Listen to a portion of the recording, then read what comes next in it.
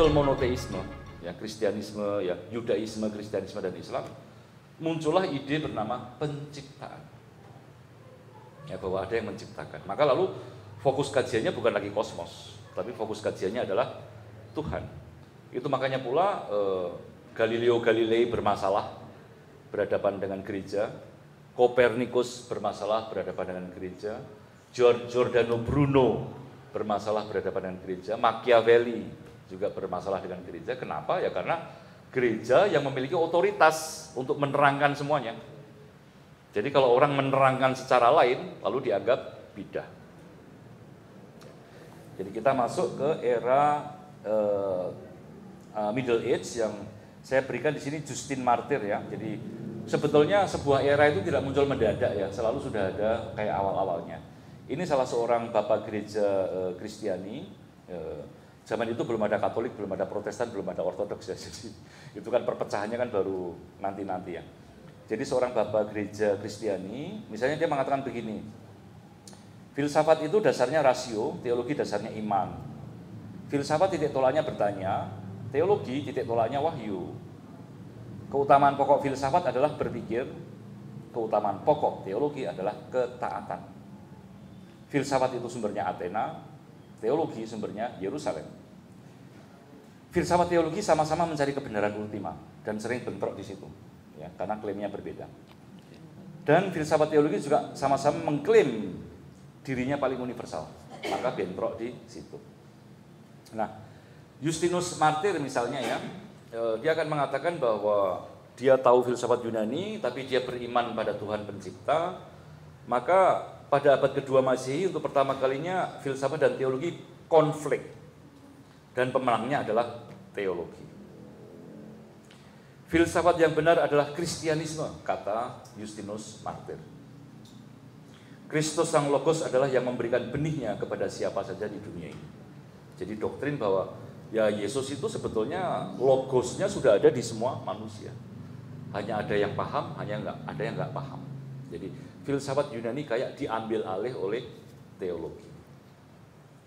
Para filsuf pagan Yunani dianggap hanya menerima kebenaran secara parsial, sementara orang Kristiani yang menerimanya semuanya secara penuh. Ini nanti akan menjadi parah dengan Agustinus, dengan Aquinas ya, karena kemudian filsafat betul-betul dikebawahkan kepada teologi. Nah, ini ada Augustine of Hippo ya, Agustinus dari Hippo, teolog terkenal ya untuk teologi Kristiani ya, abad pertengahan. Filsafat Yunani dalam agama Kristiani tetap diterima karena dia biar bagaimana adalah ilmu yang sudah ada di sana, sehingga harus diintegrasikan dalam teologi. Dalam skema ini muncullah ujaran terkenal dari abad pertengahan, Philosophia Ancilla Theologiae Est. Filsafat adalah hamba teologi. Jadi kalau belajar filsafat itu dalam rangka untuk berteologi. Maka filsafat yang tidak kompatibel, tidak cocok dengan teologi, out. Ya, jadi waktu itu pemegang doktrin atau dogma kebenaran adalah teolog. Jadi para teolog yang menentukan mana yang boleh dan mana yang tidak. Thomas Aquinas ini ya, 1225 sampai 1274 jadi abad 13. Ini yang disebut dengan era skolastik ya, ketika di Sorbonne, di Cambridge ya, waktu itu kampus-kampus mulai berdiri. Itu dulu kampus-kampus belajar teologi ya, dulunya ya. Sorbonne ya, Sorbonne itu juga dulu kampus teologi.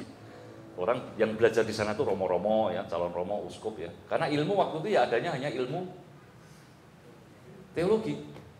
Mau belajar akuntansi belum ada. Akuntansi baru muncul abad 20. Sosiologi aja baru muncul di zaman siapa? Auguste Comte, persis. Artinya abad 19. Itu ilmu sosial pertama itu yang muncul. Jadi jangan membayangkan ya di Sorbonne, di Cambridge abad 13-14 belajar ekonomi ya, nggak ada. Komputer apalagi ya nggak ada. Sosiologi, psikologi nggak ada ya. Adanya cuma teologi. Nah baru kemudian nanti dengan modernisme, sebentar ini kita ke Thomas Aquinas dulu ya.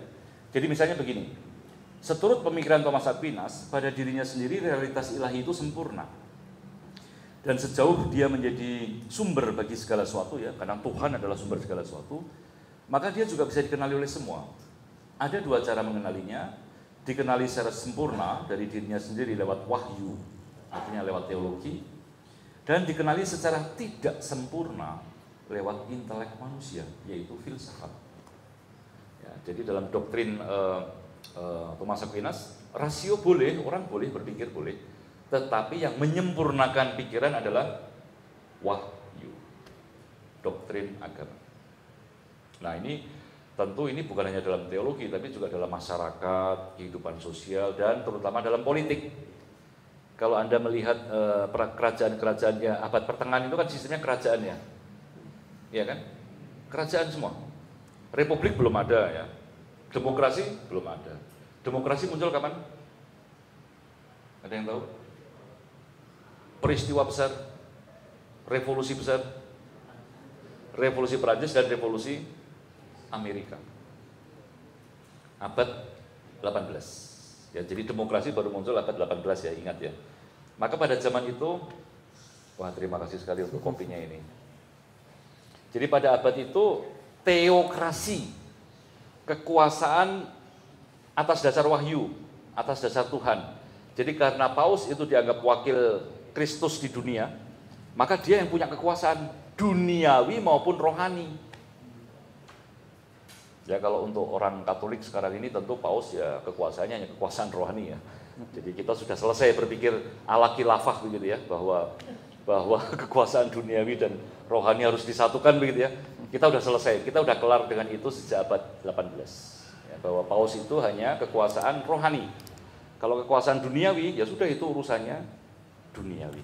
Nah, tapi kalau kita kembali ke abad pertengahan zaman Agustinus Aquinas ya, idealisme mereka itu paus ya. Makanya paus punya tentara, paus punya wilayah, paus yang menahbiskan raja-raja. Kalau raja Inggris ya ngeyel sama paus, perang, paus mengirim bala tentara. Nah, itulah teokrasi. Semuanya ditata berdasarkan wahyu ilahi.